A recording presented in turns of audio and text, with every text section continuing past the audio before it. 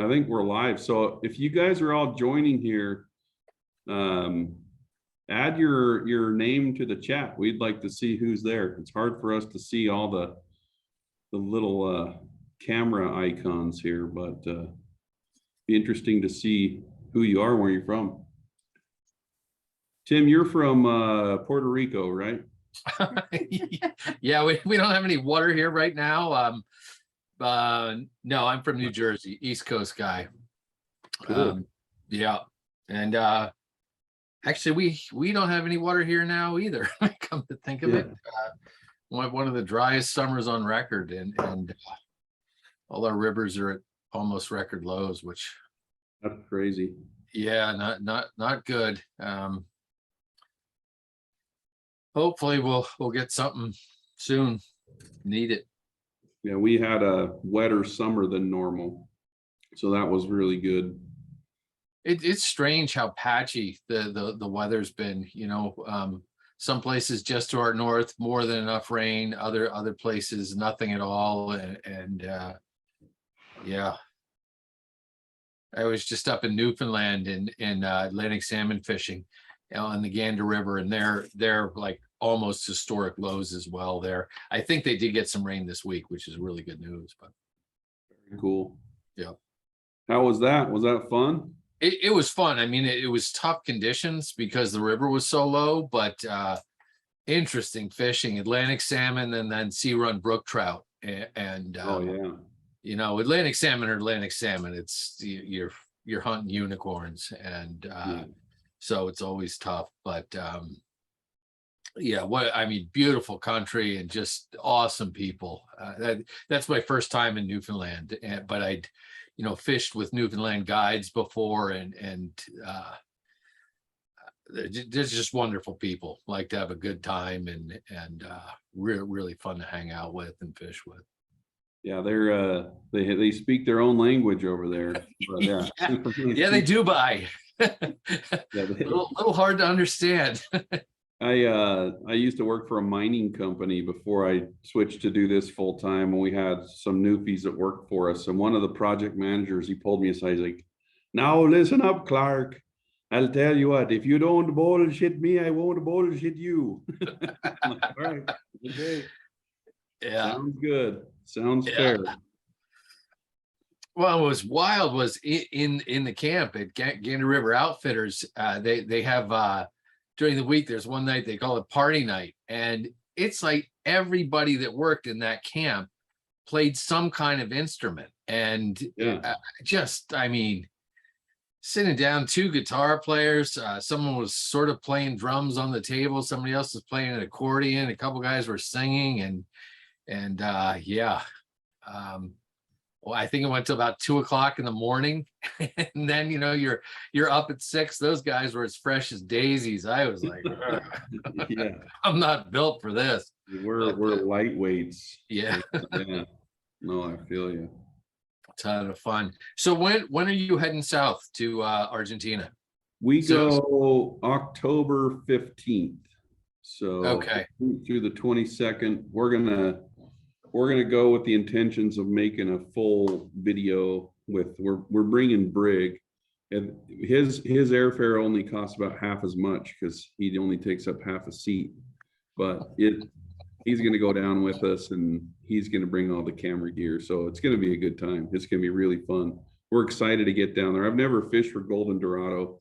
Oh, it is. I mean, last April, actually, yeah, it was this past April for me was first time. On the Paraná, the big river, as well as up in the Iberá, the marsh, and I have a couple just little short video pieces I'll show folks. Cool. I shot while I was there, and both places they're so different, but both are just like magical places. You will have time of your life. Are you there for a week, 10 days? What are you going for? Yeah, we're gonna do a week. Usually we spend an extra day going in and out in Buenos Aires, but I think we're gonna be able to go straight through because there's enough time in between the flights to get where we're going. So gotcha.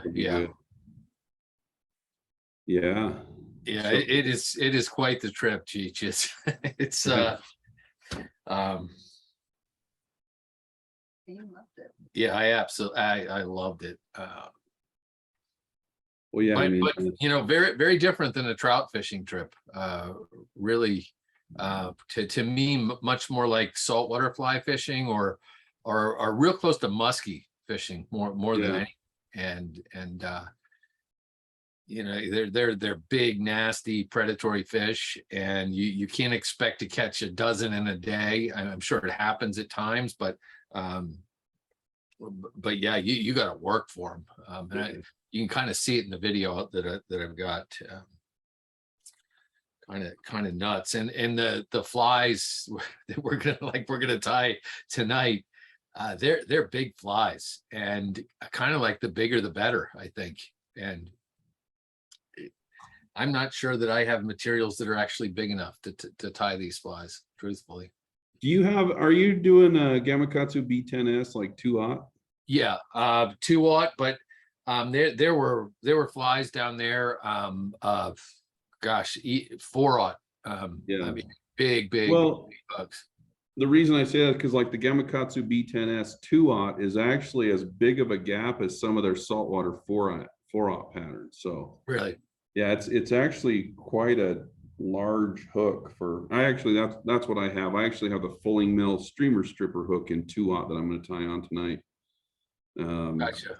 Same shape as a B10S, but yeah. Yeah. Now, gosh, I'm glad you said that, Cheech. You know, as compared to like an old Mustad, 34007 or something like that in 2/0, it's huge. Yeah, it's really big. Yeah. So I'm sure that you might be able to poke a fish or two. Hey, for all you guys who are just joining in, open up the chat and sign in. Tell us who you are, where you're from, if you want to. That way we can talk about it. So far, we have Canada and Germany, and only one lowly American on the list. So Wow. It's Yeah. from Monahan's. Oh, is it? Hi, But Scott. we're just kind of chatting, letting people settle in before we get tying flies. So that's what's going on. Yeah, I mean, we have a couple of guys from Set who's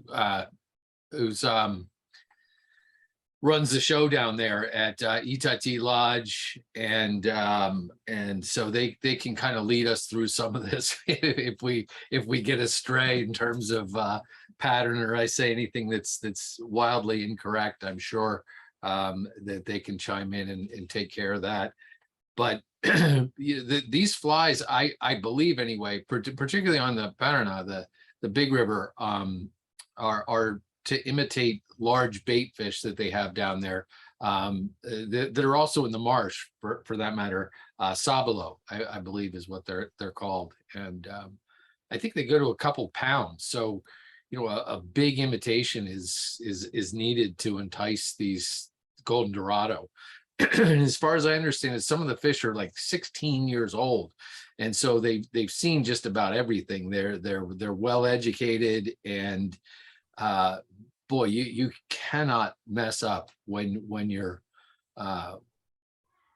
fishing for them. And Cheech, I'm sure the guide's going to tell you, but the one thing you can't do is when that fish blows up on the fly is don't stop stripping.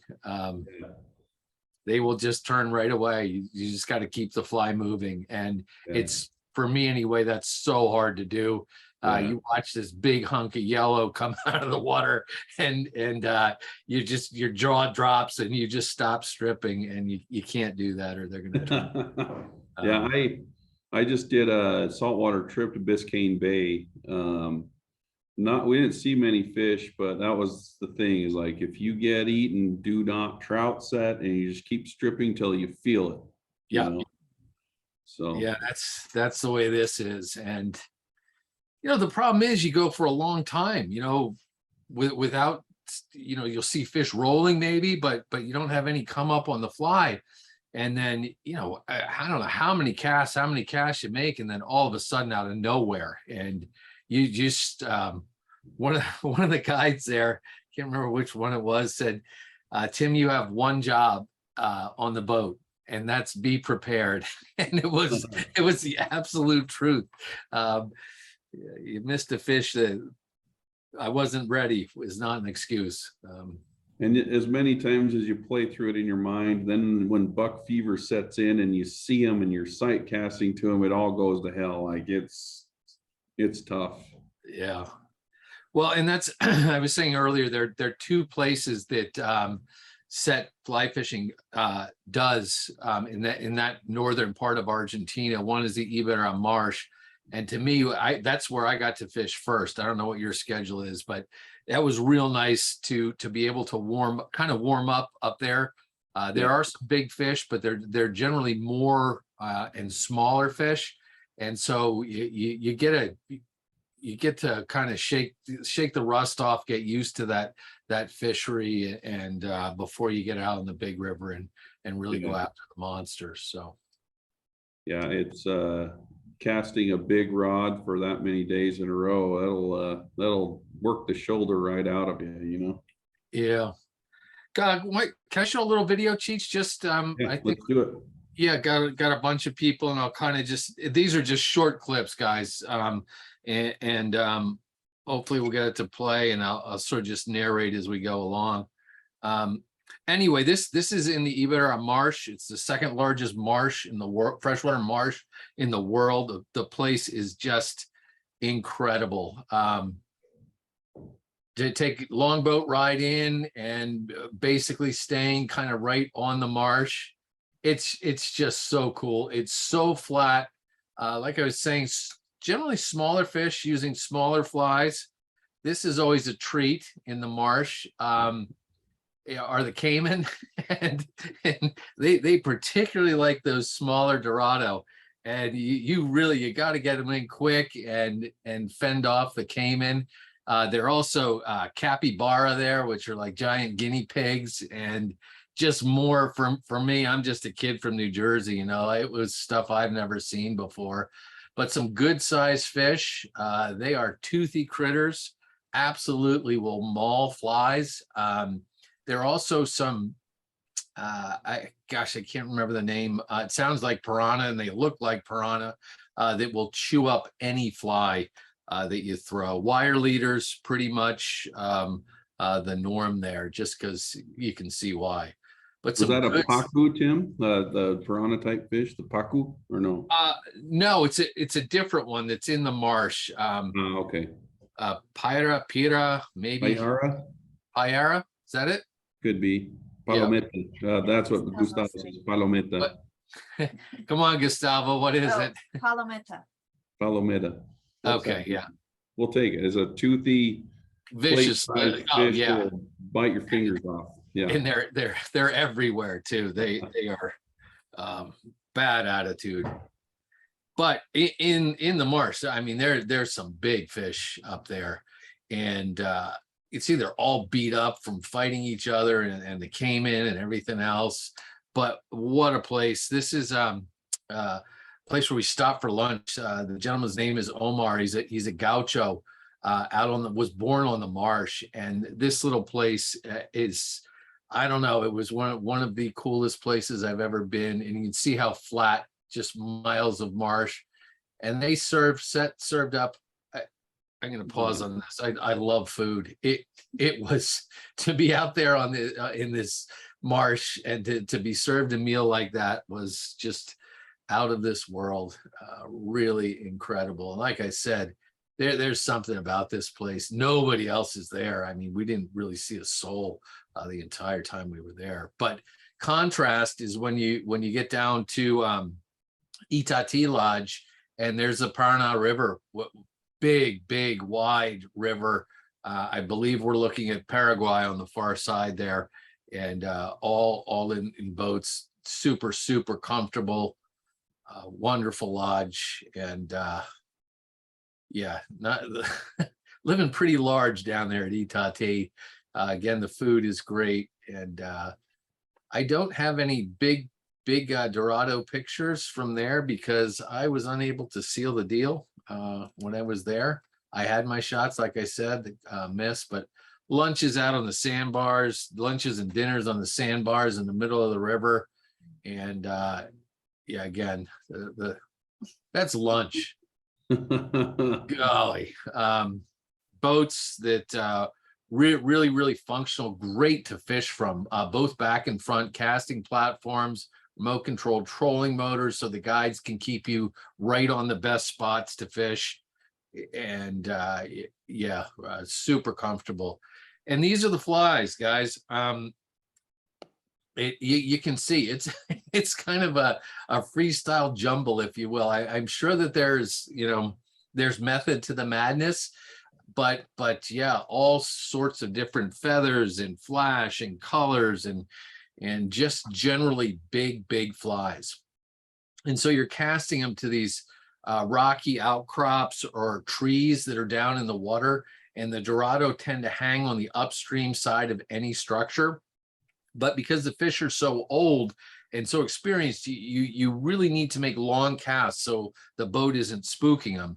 And so this is one of the guides at Itatí, Lucas, and I can tell you he's casting my fly rod. It's an 8-weight 9-foot Douglas, and he is casting the entire fly line with ease. And you don't have to do that every time, but the reason for the 8 weights is, as far as I understand it, is you're casting a lot, and anything more than that, like the fish deserve maybe a 10 weight. They're so big, but if you were casting a 10 weight all day long, you wouldn't make it. So good reel with a good drag, lots of backing, and again, big flies.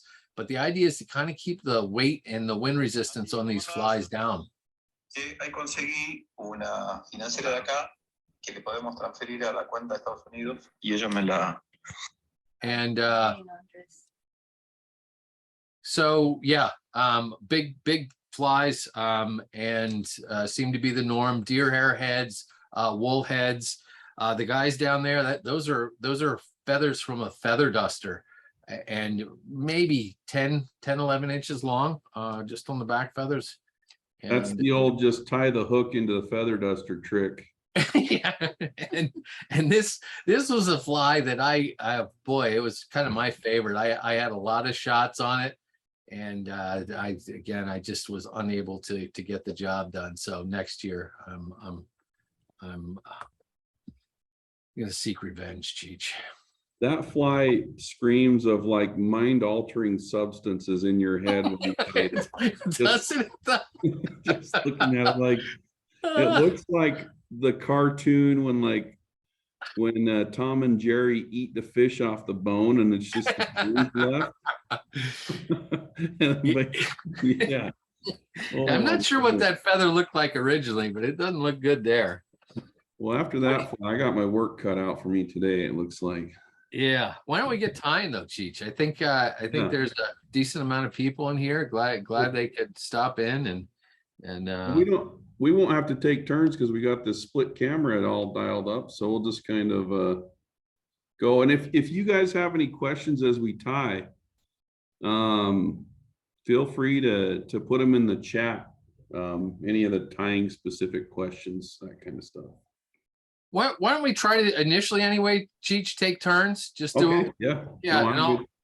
Go. Why don't you go first and maybe get through the tail of the fly, and then whenever you get tired or feel like handing it over, just let me know. We'll get to the tail for sure. What I've chosen, I've got the old purple popsicle in the house to hold my 2-aught full email streamer stripper hook. Because of the way that I'm going to build the head on this Andino finger, I chose a little bit bigger barbell eye. Typically the ones that I've seen are fairly small barbell eyes, just to kind of right the hook. But I'm going to do this slider style. I do a lot of fly slider style, so this one would actually ride hook point up. Don't yell at me right now, Gustavo. I know that might not be the best, but that's how we're tying it today. So I'm just gonna attach this barbell eye, and this is a brass eye. So this is a very light eye. It's not very heavy. It's just barely gonna turn the hook over. once this thing has a bunch of stuff in it. Can you guys see that all right? Mhm. If we need to zoom in, we can, but these are going to be pretty big flies. I can also go like that. All right. So on these, what colors are you going to tie yours in, Tim? I'm kind of like, I like blue and black. They're just two of my favorite colors for flies. So that's what I went with. And I saw a few blue and black down there. So Cool. Yeah. I'm going to do chartreuse and black. whoa. So I got this fancy like whiting, what is it? This is a whiting American, something like that. I should know that, but I can't remember exactly what it's called. I'm going to pluck 4 feathers off of this, so we can do like 2 on each side, and maybe 2 fat ones and 2 thin ones, just like that bad boy. So I'll take the fatties, and I just like to line them up, get them about where I want. And then I'm gonna peel a little bit off the stem, just so it leaves the 2 little stems. When I tie in the tail to keep it nice and upright, I like to tie it over a little bit of fluff and make sure those stems stay right next to each other. So does that look fairly straight? Yep. And then my next section is I'm going to just move it forward a little bit. And I'll tie these in just one at a time.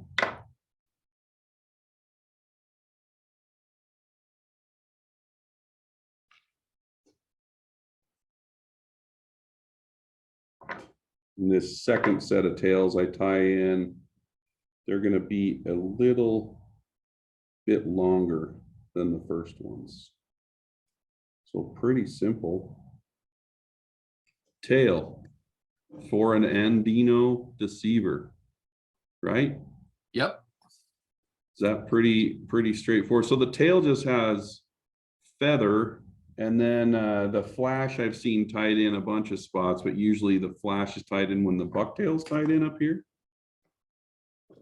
I don't know.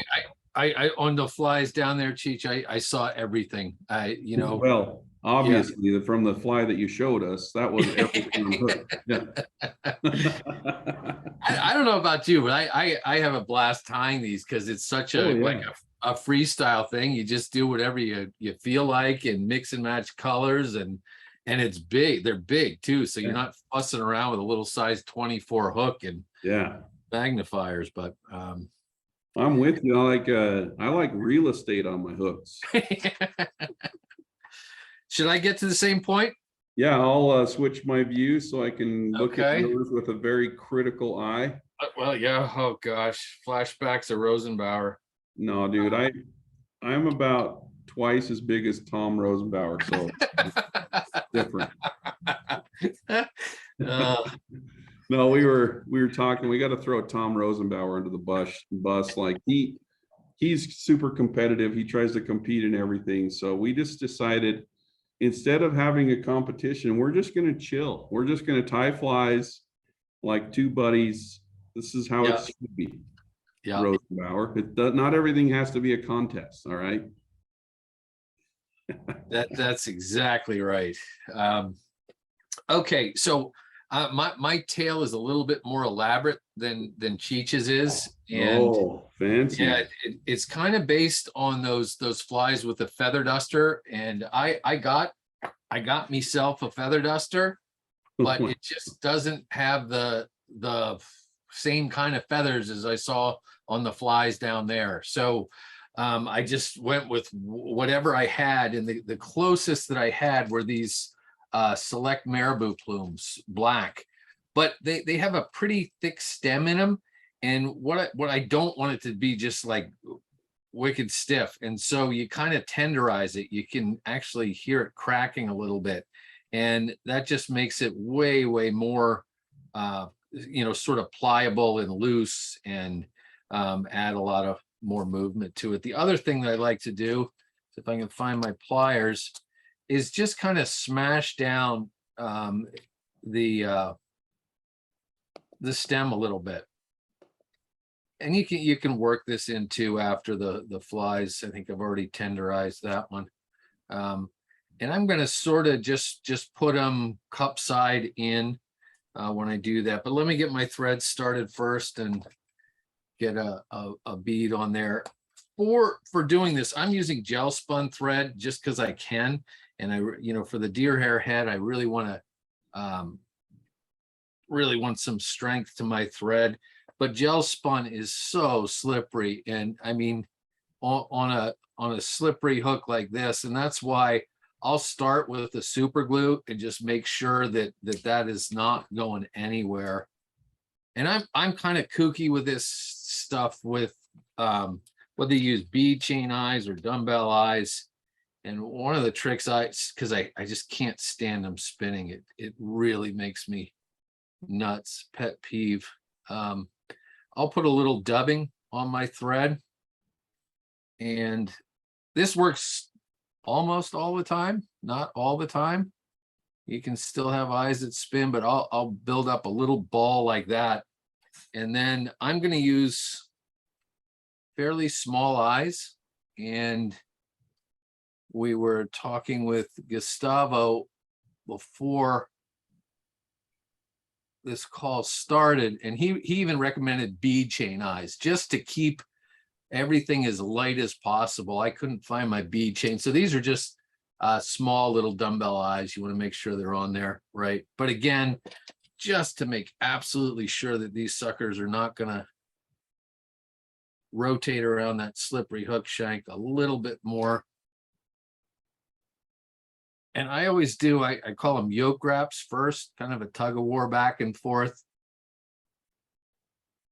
And then flat wraps pulls those yoke wraps in, and I'm good to go. And they're on there. They're not going anywhere. Wind my thread all the way back. I'm kind of going to do the same thing with these marabou plumes. Tie one in, keep it as long as I possibly can. And since it's sort of flattened, ties in fairly well on the near side of the hook. And then I just take the other one, far side of the hook, strip that junk out. And again, super liberal coating of fly tire Z-Ment. These Golden Dorado are monsters. and I think the more bulletproof you can make the fly, the better it is. Plus you got those toothy critters, and you don't want them to maul the flies too bad. So big, long, you can see how long the tail is. And again, You're a madman, Tim Flagler. yeah, I know. Want them big. The next thing I'm going to tie in, and I apologize, this is really the whole fly is the tail. And I don't even know why I have this stuff, but this is a Coq de Leon cape. And well, I don't really even know where I got it, but it has really nice, big, long feathers with some pretty cool markings on them, which is what I really like, that speckling. And you can see they're almost as long as that marabou tail. Just going to strip a few off and kind of do exactly what Cheech just did. I'm going to put them on this side of the hook, grab a few of those fibers just to keep it flat on that side of the hook. Flip it over. Go same length if I can. This is why these flies are so much fun to tie. It's, it's not nitpicky, fussy tying midge larvae and stuff like that. I'm sure your Catskill guys there in New York would appreciate this one. Right? Yeah, those guys they got a stabbing pain in their side right now. And what is Flagler doing? In their side, this is going straight to the eyeball. Like this is right to the face. This is not subtle. But that Coq-de-Leon is cool stuff. It's just got this iridescence to it. And so, yeah, I don't really remember where I got it, but I'm glad I did. Next thing that's going to go in, and then I'll turn, well, no, I'm not going to. I'm going to put in a little flash. Sorry, Cheech. I'm monopolizing the show here. No, you need to go first on your next step so I can steal all your techniques. Just kind of like you're doing to me, you know. I've learned my lesson. I've done enough of these things with Rosenbauer that I know the tricks. Yeah. And so just, grizzly always looks good. Not worrying about a nice tapered body, any of that nonsense. No need for it. Yeah.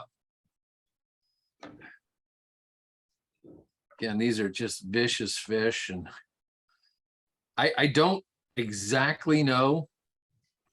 Well, it's kind of like with Atlantic salmon. Are the fish taking the fly just as a territorial thing? Or are they actually trying to eat? Anybody's guess. But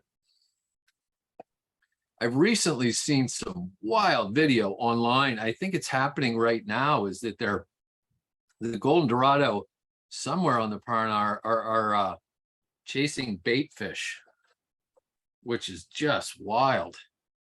Looks like a bluefish blitz in salt water. All right, Terrible. Yeah. Last part to be tied in, and then I'll give it back to Cheech. I've got some, this is lateral scale. And I'm just gonna grab 2 of these strands. I can get just 2 out of there. Is that the thick one, the lateral scale? It's a little bit thicker because they have it in like a mini size too. Yeah, this is the thicker stuff. I have the package somewhere. Actually doesn't say what size it is, but yeah, the normal. Yeah, neat material. It gives off so much light. Like it's insane how much light that stuff gives off. And I use it on saltwater patterns, and have found that one strand is more than enough. It really shows up. Any more, it just kind of looks garish. And I am going to double that back. So that ain't coming out. Same thing. I got a little feather. It's kind of cattywampus there, but I'm tying it at the other end. But I really don't care. It's just the wonderful thing about these flies.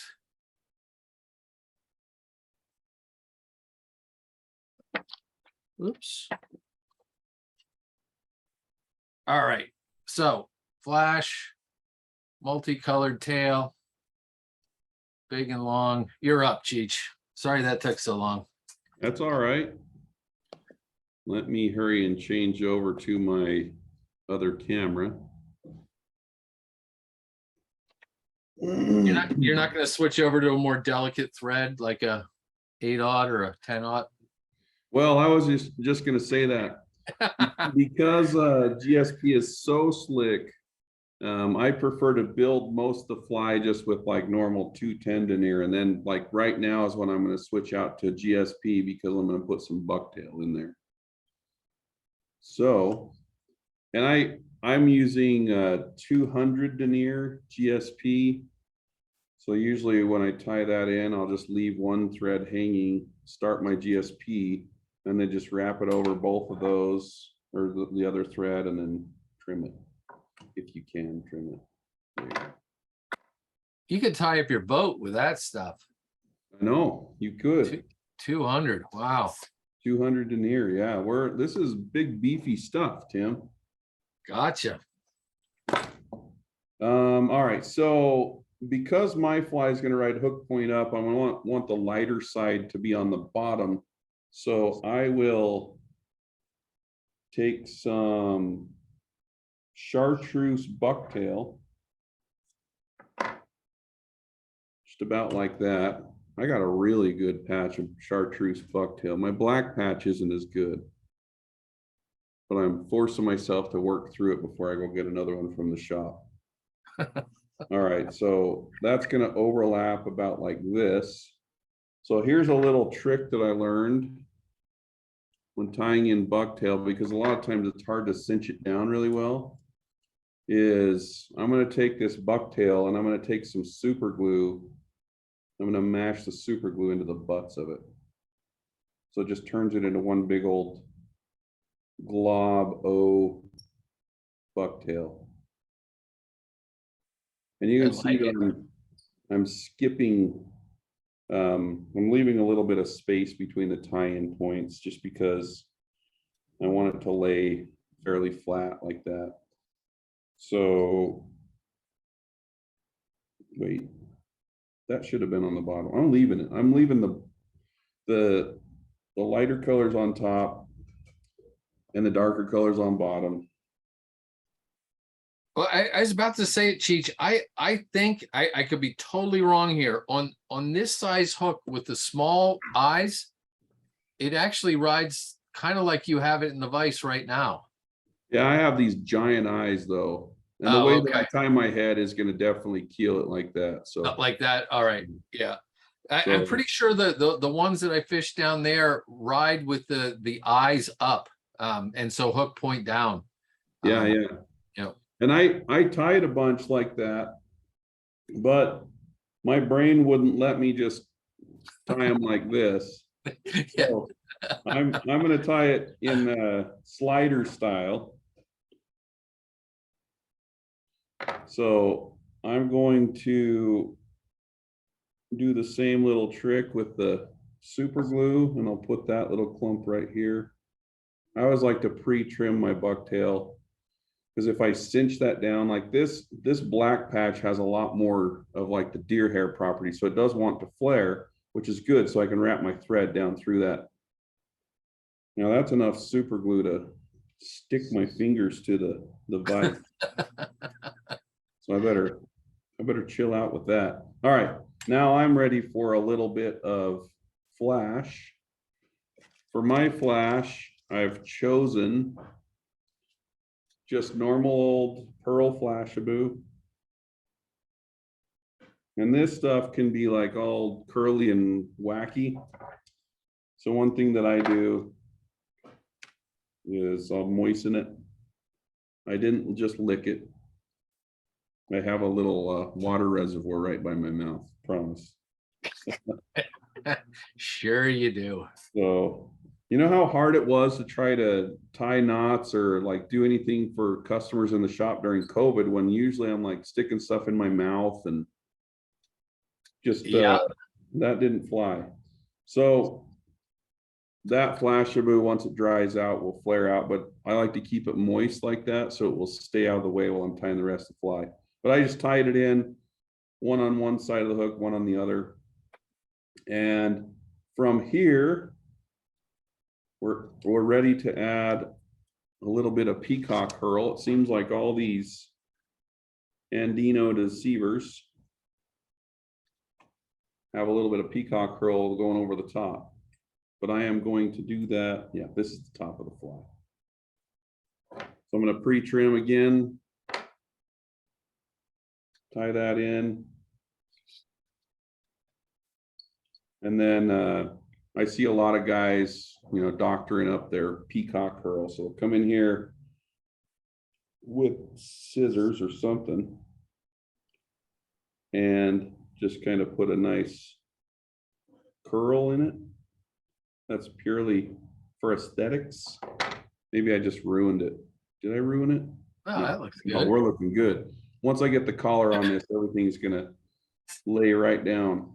But anyway, that is where I'll probably pause and let you get up to the next step, Mr. Tim. Super. My next step, this is, again, so much of this fly is just the tail. But I'm gonna add just a little bit more sparkle and again, stick with the black theme. This is Palmer chenille, and I want to be kind of sparing with it. I don't want too much bulk, and so I'm only using just a short, maybe 3-inch long piece. If I had the medium in this color in black, I'd probably use it. This is a little long for me, but what I'm going to do instead, just because there's no reason not to, I'm going to advance my thread forward quite a bit. So I'm reducing the length of this rather than tying in back here and palmering it all the way up. And again, I probably won't even use all this piece, just a few turns, and it's going to cover up that bare hook shank. You could use bucktail here. You could use anything. This is just quick and easy and durable as well. So I'm going to get that tied in and just sweep everything back. I guess I could probably trim the length of this if I wanted to, but just 2 or 3 turns kind of to fill in that space, cover up that nasty hook shank with all the thread wraps on it. And I am going to leave just a little bit of space behind the eye for my bucktail head.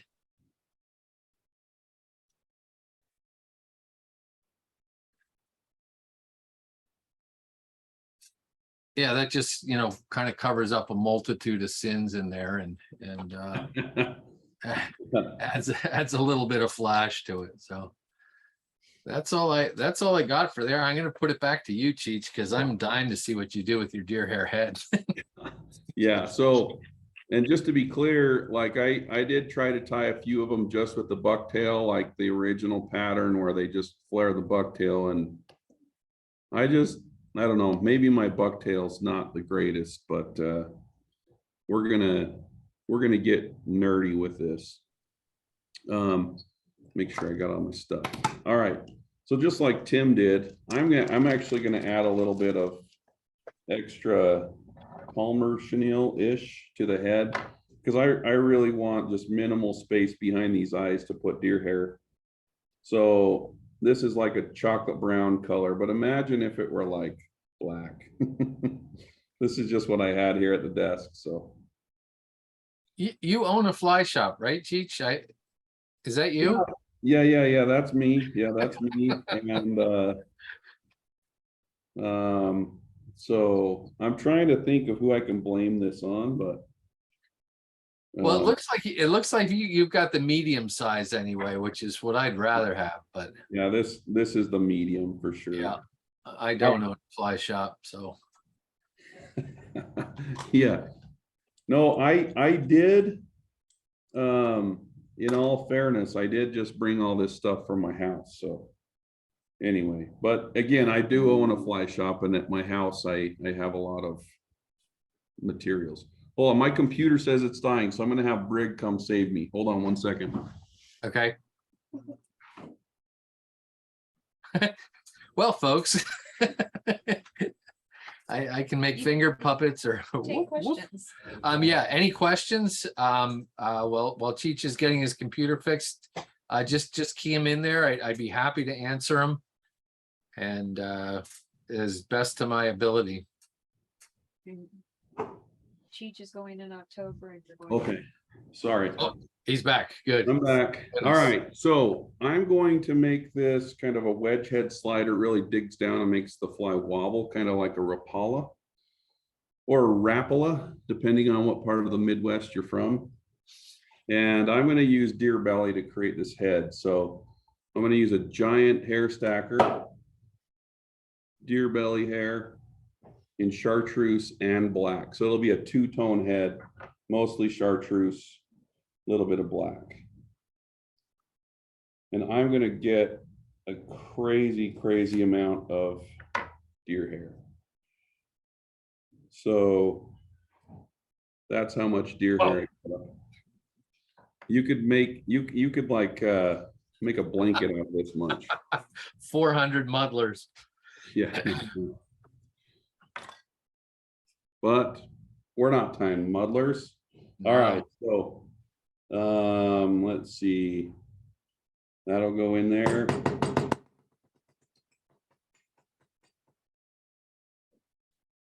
He just loses audio.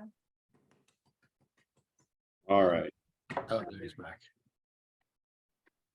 Okay, so I'm gonna take this giant clump of hair and I'm gonna put it about right here on the head. I want it to go almost back to the hook.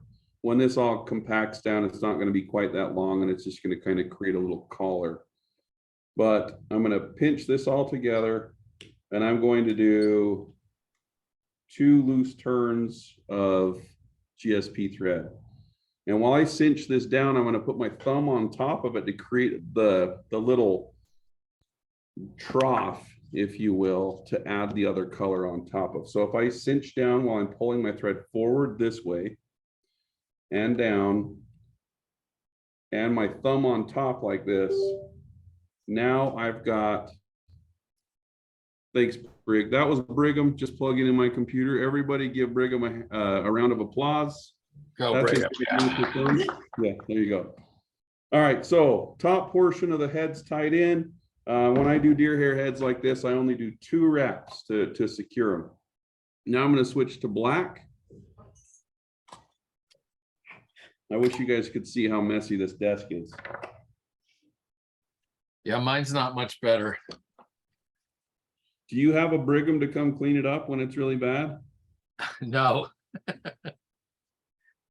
I have a son that just joined the business, but he seems little interested in cleaning up my tying bench.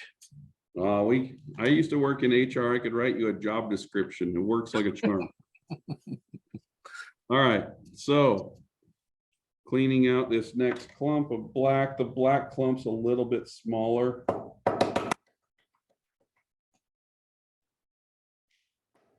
All right, so this time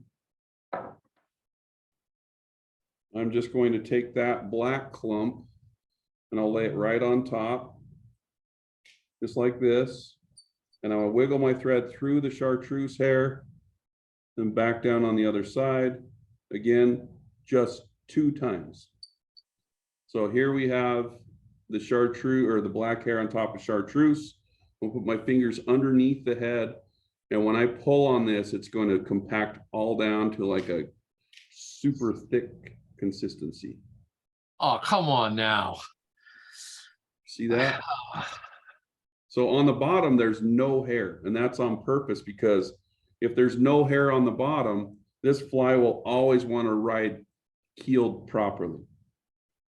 So that's my head. I'll wait to trim it. I got deer hair envy, Cheech. Why? It's not that cool. It's pretty cool. Mine, well, you'll see. Come on. Oh boy. Now remember, folks, this is not a competition, okay? Wait, I haven't even trimmed mine yet. Uh-oh. For all you know, it might be terrible. Okay, I got to get my cameras ready. It threw me. Get zoomed in here. Sorry, gang. That was just wow.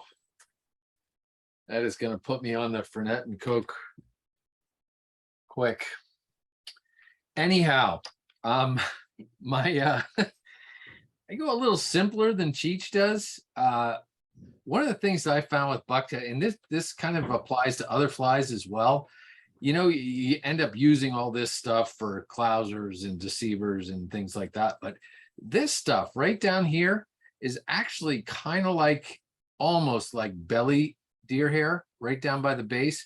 And on things that are just dyed like chartreuse and stuff like that, you get some really nice model looking hair down there. It's great for muddlers, and otherwise it just kind of goes to waste.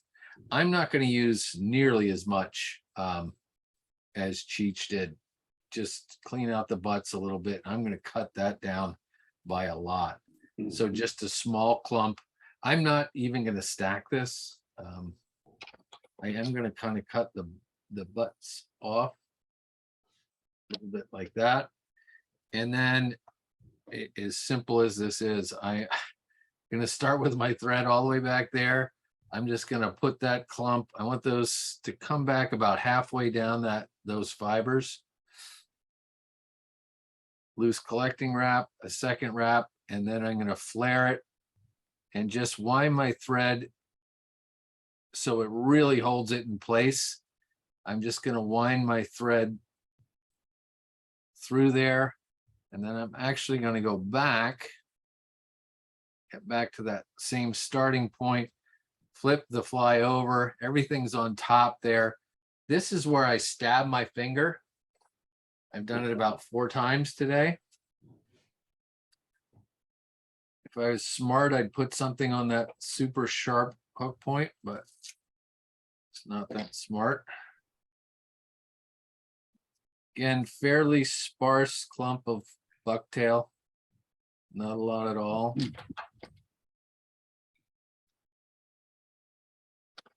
I'm really going to be jealous of the head on Cheech's fly. This is so kind of the same deal, collecting wrap, another one, and then just pull it tight. And I'm eventually going to make my way some way, somehow. Ouch. Oh. I'm not laughing at you.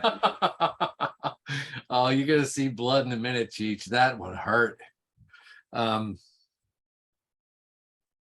gonna get I'm gonna get this sealed off and then go get myself a band-aid. A little eraser or something. Yeah, I know. And just really to toughen it up, I'm gonna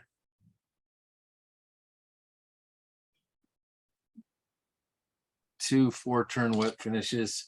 I gotta show you this. A friend of mine made it. It's super cool. They're originally meant for scoring bread, a pandemic thing. You know, you score the bread before you bake it. And but wow, does it work well for a little trim in that gel spun and keeps the razor blade.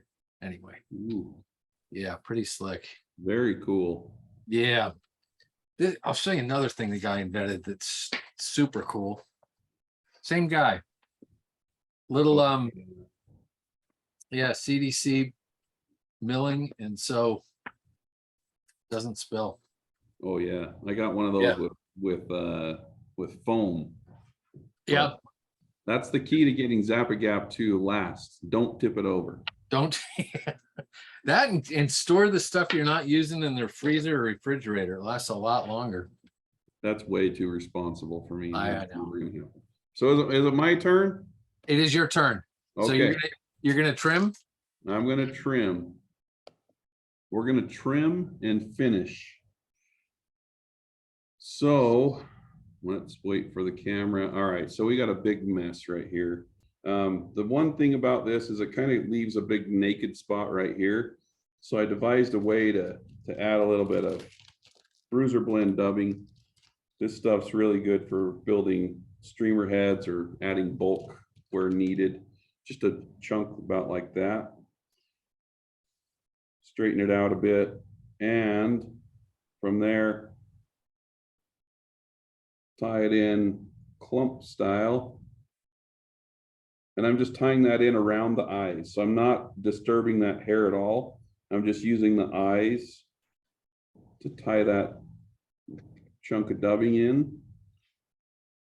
Just like that. And then I'm going to take a comb and I'll brush that. So it kind of just creates a little bit of continuity with the fly, like there's no bare spots. That's more for me than anybody else. So to finish this fly, I'm not going to whip finish. I just take my super glue, and the very last spot that the thread touched, I'll mash some down in there. I don't know what I got. Dental tools up here.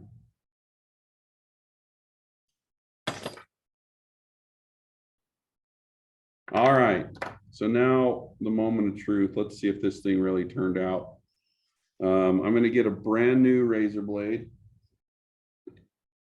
The scissors are too, like, this is too dense for scissors to cut, and I'm gonna try to make just a wedge cut. So I'm gonna come under here, and I'm just gonna start like this. That's my first cut. Not bad. And then I'm gonna come on the sides of the eyes. And I'm not gonna take off a ton of material. I just want to kind of shape it up how I want.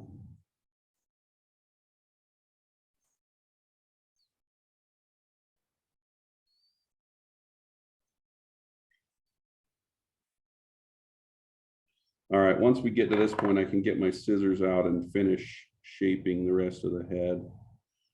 I mean, you can get real techie with this stuff, but. And then I have some butt ends. Sometimes if I have butt ends sticking out through the collar, I can just grab them with my fingers and they break a lot easier than the rest of it. Anyway, that's it. That's a really hard surface. I could even sand that with sandpaper right here if I wanted to get it to be really, really smooth. But that wedge shape really makes the fly wobble quite a bit. So, oh, you know what? I'm going to go a little bit thinner with it. That's one thing that you got to be careful of with these style of deer hair flies. It's real easy to just keep cutting to the point where you just ruin your fly. So I'll try not to do that.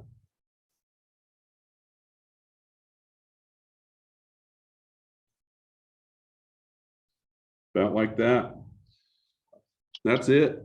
So at the end of the day, you got a fly that's going to be just like that.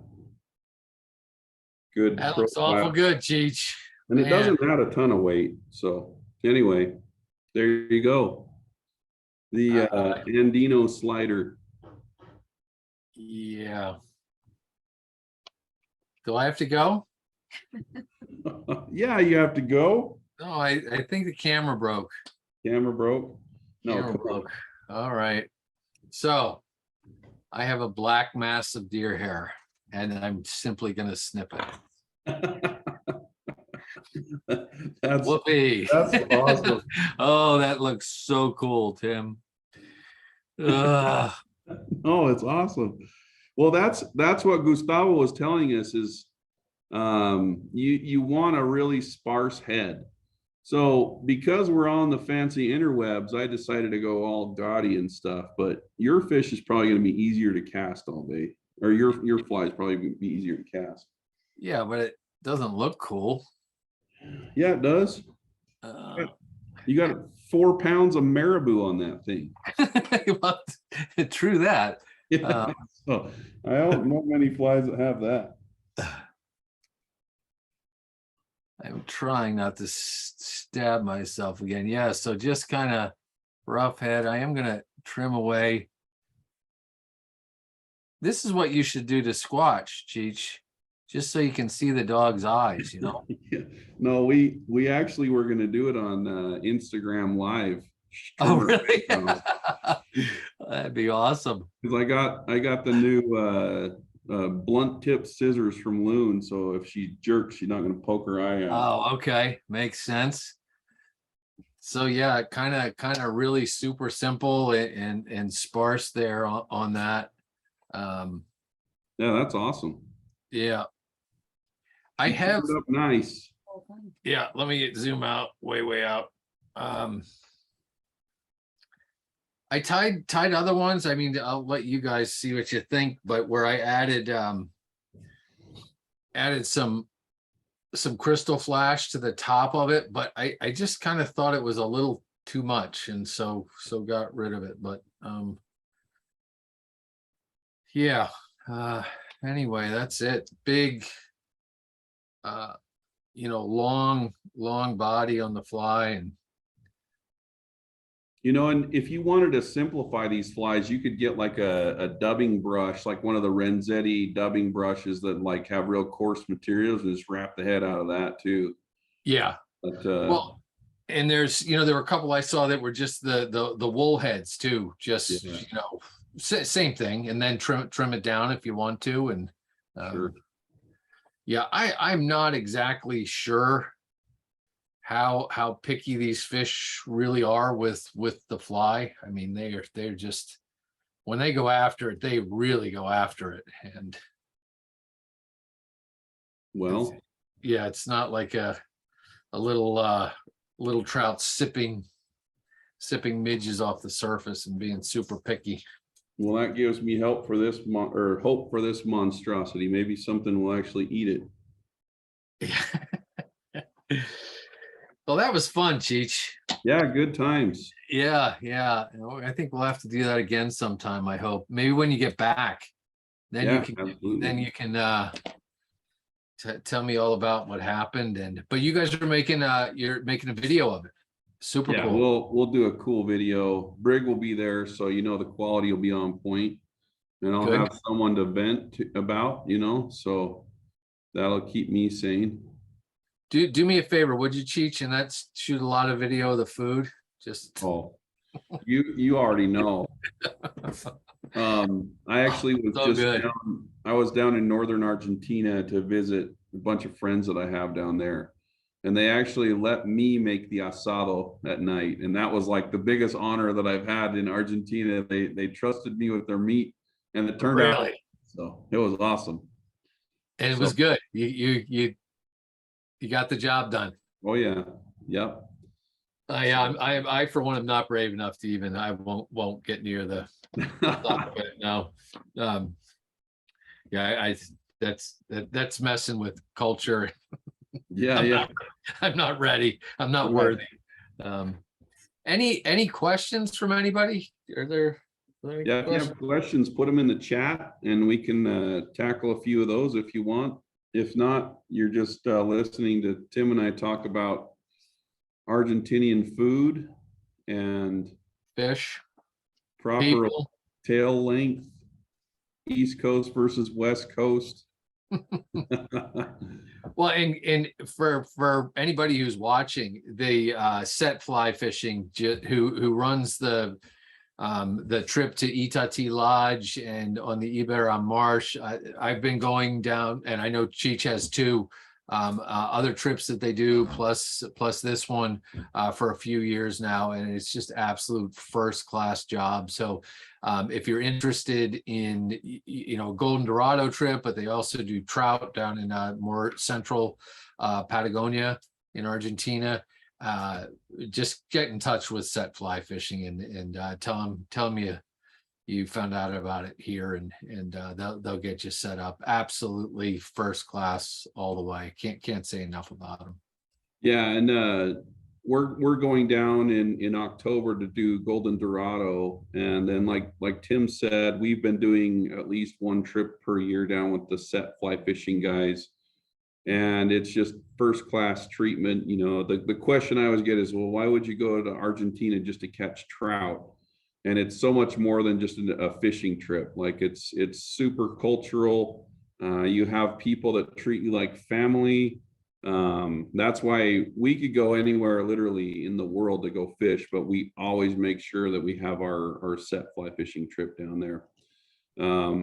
Super comfortable. We always feel safe when we're around those guys, except for when Gonzalo's rowing the boat. You don't want to be in with him when he forgets his net. I will never let him live that down.